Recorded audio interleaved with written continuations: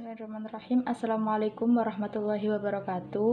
Nama saya Zulfia Fatihatul Hidayah. Di sini saya dan teman-teman saya akan menjelaskan mengenai sistem ekonomi kapitalis.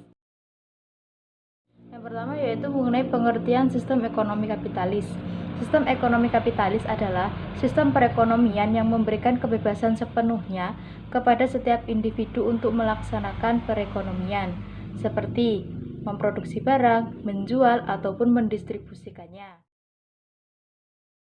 Assalamualaikum warahmatullahi wabarakatuh. Setelah teman-teman mengetahui dari pengertian sistem ekonomi kapitalis ini sendiri, saya akan melanjutkan materi berikutnya, yaitu mengenai ciri-ciri dari ekonomi kapitalis ini sendiri. Nah, ciri-ciri yang pertama yaitu pengakuan yang luas atas hak-hak pribadi. Apa maksudnya? Di sini maksudnya bahwa pemerintah itu memberikan jaminan kepada setiap rakyatnya bahwa rakyat itu memiliki hak untuk mencapai barang-barang ekonomi dan memiliki sumber dayanya melalui cara ilegal. Nah, jadi meskipun dalam hal ini ia memang memiliki kebebasan, tetapi kebebasan tersebut mendapatkan izin yang ilegal. Dengan kata lain, terdapat hak kepemilikan atas apa yang dimilikinya. Nah, dengan adanya kepemilikan ini dianggap bisa merangsang agar aktiva yang dimiliki oleh rakyat itu dapat dimanfaatkan secara seproduktif mungkin, secara sekreatif mungkin, dan secara seinovatif mungkin. Nah, selanjutnya yaitu ciri yang kedua adalah pemilikan alat-alat produksi di tangan individu. Nah, maksudnya gimana? Maksudnya yaitu pada ciri-ciri ini, ia sebagai pelaku ekonomi harus menyediakan alat produksi untuk memproduksi barang yang akan dihasilkannya. Dengan demikian akan mengakibatkan dua kemungkinan yang timbul, yaitu mungkin ada kemungkinan yang positif maupun kemungkinan yang negatif. Nah, kemungkinan positifnya itu gimana? Kemungkinan positifnya yaitu setiap individu itu sendiri dapat memanfaatkan dengan semaksimal mungkin alat produksi yang ada.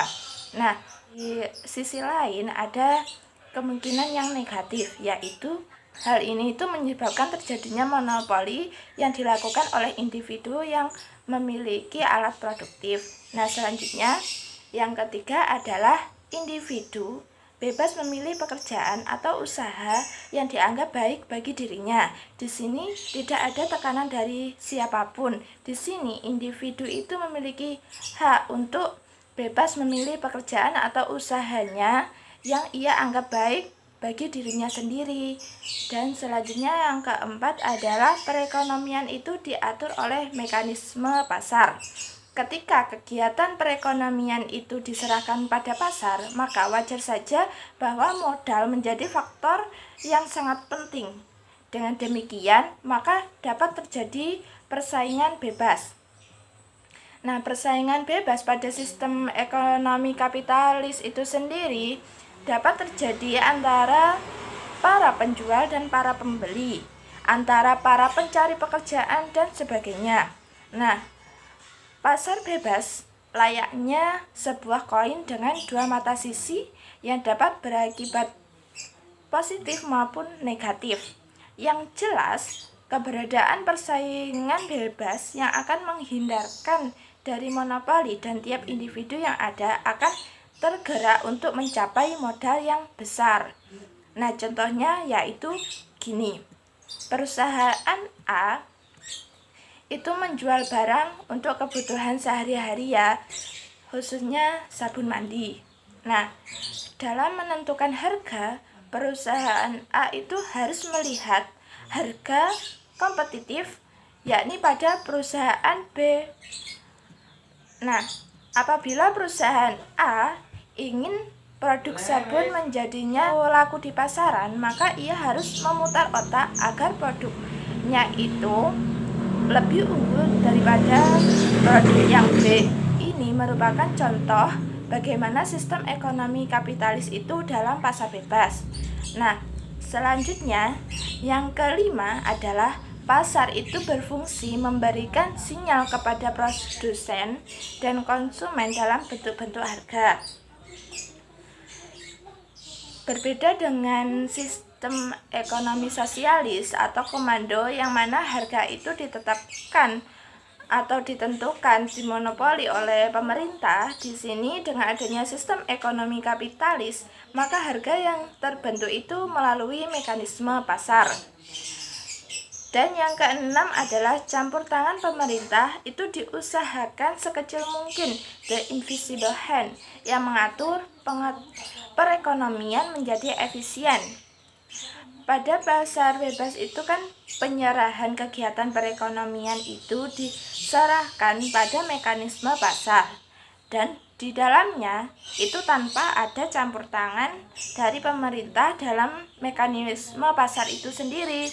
Nah, hal yang dapat dilakukan pemerintah adalah terbatas pada melakukan perlindungan dan juga pengawasan pada kegiatan ekonomi tersebut. Perlindungan dan pengawasan tersebut itu dilakukan pemerintah melalui terciptanya regulasi-regulasi atau peraturan untuk menjamin hak-hak individu dalam melakukan perekonomian. Jadi di sini itu pemerintah tidak boleh ikut campur dalam perekonomian. Pemerintah dapat ikut campur ketika ada penyelewengan terhadap perekonomian dalam pasar itu sendiri. Maksudnya seperti penyelewengan pada harga yang tidak wajar, itu harus ada penanganan dari pemerintah itu sendiri. Namun tidak asal-asalan pemerintah langsung memberikan penentuan terhadap harga itu. Jadi pemerintah itu harus melakukan survei agar mendapatkan data bahwa memang benar ada penyelewengan terhadap harga. Ketika pemerintah sudah menemukan, barulah pemerintah itu dapat mempertimbangkan, dapat mengolah dan sebagainya, sehingga dapat memutuskan untuk menentukan harga pada pasar itu sendiri. Nah, yang selanjutnya, ciri berikutnya adalah motif yang menggerakkan perekonomian itu mencari laba. Kegiatan ekonomi seperti produksi, konsumsi maupun distribusi semuanya berdasarkan motif mencari keuntungan sebesar-besarnya dengan input atau pengeluaran yang sekecil mungkin.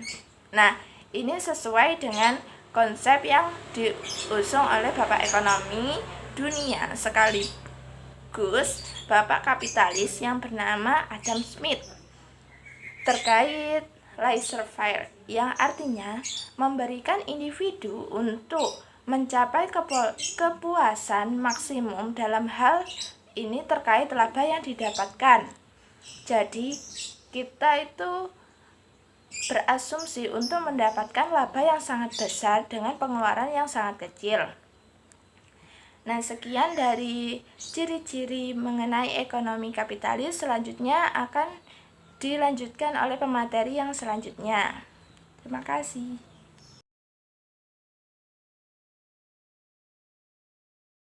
Oke, saya akan melanjutkan presentasi dari teman saya, yaitu mengenai prinsip-prinsip ekonomi kapitalis. Ada 3 dalam prinsip ekonomi kapitalis. Yang pertama yaitu kebebasan individu. Yang kedua yaitu kepentingan diri. Dan yang ketiga yaitu pasar bebas.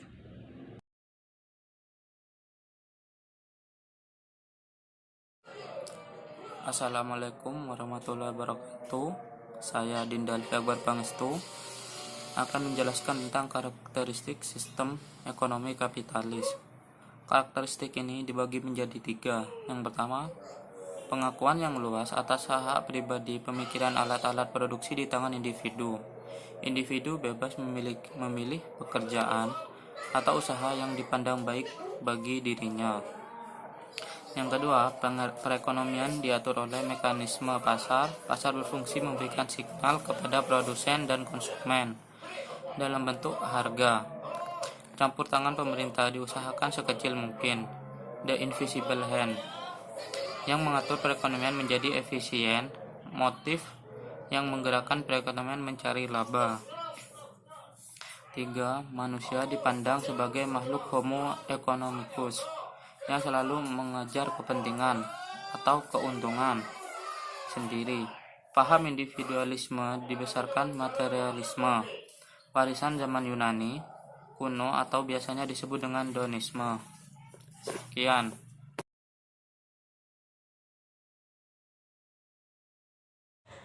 Dan materi yang terakhir yaitu negara-negara yang menganut sistem ekonomi kapitalis. Contoh dari negara yang menganut sistem ekonomi kapitalis ini sendiri yaitu yang pertama adalah negara Amerika Serikat. Salah satu budaya politik pada negara Amerika Serikat ini adalah sistem ekonomi kapitalis. Kapitalisme adalah metode alternatif untuk mendistribusikan keuntungan dan kerugian ekonomi. Di sini kapitalisme itu mengharuskan pemerintah untuk ikut terlibat dalam kegiatan ekonomi walaupun seminimal mungkin. Nah, dengan demikian adanya bebas berusaha dan kepercayaan diri itu sebagai prinsip-prinsip dasar dari sistem kapitalis ini sendiri. Nah, firma atau perusahaan yang ada di Amerika Serikat itu diperbolehkan untuk beroperasi di pasar bebas dan terbuka. Dan individu-individu itu diharapkan untuk mampu berusaha dengan inisiatif mereka sendiri untuk membangun keamanan stabilitas ekonomi mereka. Perusahaan itu menentukan apa yang akan mereka produksi dan harga barang dan jasa yang mereka akan jual. Nah, sementara itu pembeli itu menentukan harga yang akan mereka beli. Jadi di sini akan terjadi mekanisme pasar, adanya keseimbangan harga yang telah ditentukan oleh produsen dan konsumen. Ketika mereka sudah bertemu dan ada tawar-menawar, maka mereka akan menentukan harga keseimbangannya yang akan ditentukan sebagai harga dari produk atau jasa itu sendiri. Nah, Amerika Serikat itu ternyata tidaklah secara murni menganut sistem ekonomi kapitalis karena pemerintah mengambil peran dalam mengatur dan mendorong perekonomian. Istilah ekonomi campuran itu sendiri digunakan dalam menentukan anasir yang berbeda dari sistem ekonomi kombinasi antara elemen sosialis dan elemen kapitalis. Namun Amerika Serikat itu sendiri lebih banyak mengadopsi dari sistem ekonomi kapitalis daripada sistem ekonomi sosialisnya. Karena tradisi individu yang kuat, orang-orang Amerika Serikat itu membatasi tujuan dan tindakan pemerintah dalam bidang ekonomi. Jadi tetap dapat dikatakan bahwa Amerika Serikat itu adalah negara yang menganut sistem ekonomi kapitalis. Nah, yang kedua yaitu negara Inggris. Negara Inggris itu sendiri jika dilihat dari pandangan sejarah, ia terkenal sebagai negara yang luas oleh publik dunia dengan statusnya yang merupakan negara penjajah terbesar di dunia dengan menggunakan sistem pembangunan ekonomi. Pasar di negara jajahannya dan terbagi keuntungan dengan sang penjajah. Di sini, ia sangat menggambarkan sifat kapitalismenya yang mengandalkan pasar yang lebih dikenal dengan kolonialisme, dan imperialisme. Dengan adanya interaksi antara negaranya, yaitu negara penjajah, dengan negara yang dijajah melalui berbaginya keuntungan dalam pasar, itu mencerminkan bahwa negara Inggris itu sendiri merupakan negara yang menganut sistem ekonomi kapitalis. Nah, karena revolusi industri itu sendiri, Inggris menjadi negara kapitalis dan berkembang menjadi negara imperialis. Dalam bentuk imperialis yang modern, yaitu penguasaan politik atau pemerintah negara yang dikuasai melakukan eksploitasi di bidang ekonomi dan penetrasi di bidang kebudayaan. Bangsa-bangsa yang ada di bawah jajahannya itu pada umumnya menggunakan bahasa Inggris sebagai bahasa resmi yang bersangkutan dengan negara yang telah merdeka. Dengan demikian, penetrasi kebudayaan Inggris atas daerah jajahannya itu dapat dikatakan berhasil, dan negara Inggris itu dapat dikatakan sebagai negara yang menganut sistem ekonomi kapitalis.